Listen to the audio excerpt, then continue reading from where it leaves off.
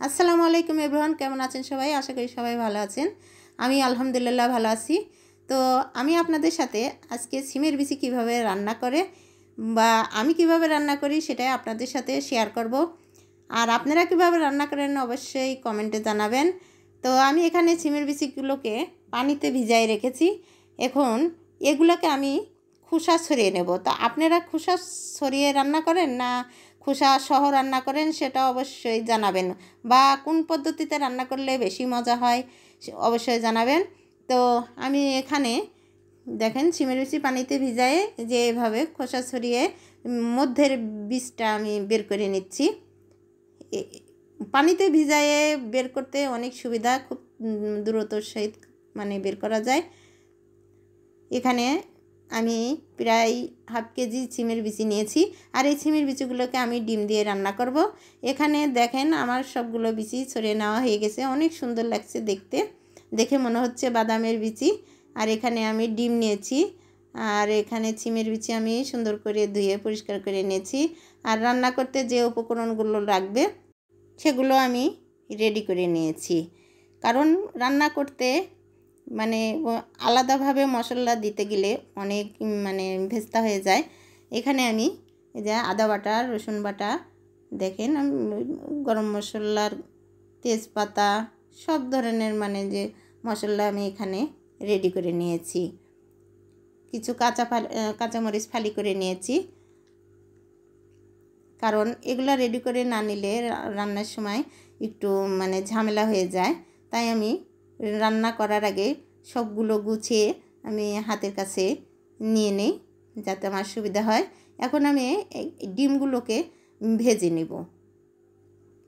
একটু তেলের মধ্যে হালকা হলুদ দিয়েছি যাতে ডিমটা একটু লাল লাল কালার আসে।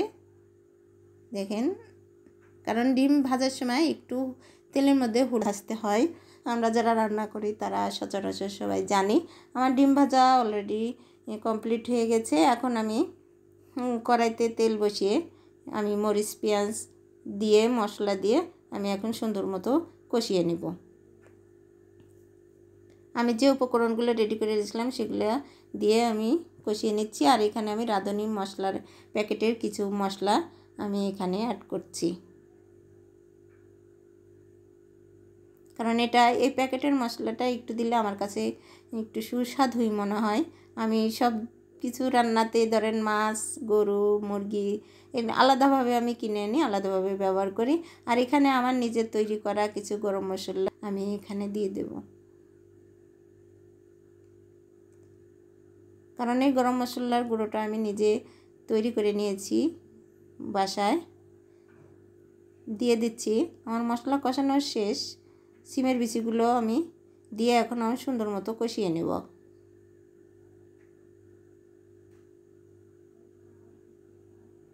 এভাবে নেড়ে চেড়ে সুন্দর করে কষিয়ে নেব। এভাবে নেড়ে চেড়ে আমি সিমের বিচিগুলোকে সুন্দর মতো কষিয়ে নিচ্ছি, কারণ এটা যত কষাবেন তত মজা লাগবে। কারণ সিমের বিচির একটা গন্ধ আছে। আবারও একটু পানি দিয়ে আমি কষিয়ে নিচ্ছি। আমার কষানো শেষ।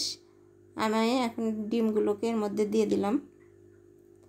ডিমটা দিয়ে আবার একটু নেড়ে চেড়ে সুন্দর মতো কষিয়ে নেব, কারণ আমি সিমের বিচিগুলোকে আগের থেকেই সুন্দর করে কষিয়ে নিয়েছি। এখন বেশি কষানোর প্রয়োজন নেই। আমার দেখেন রান্না অলরেডি প্রায় কমপ্লিট।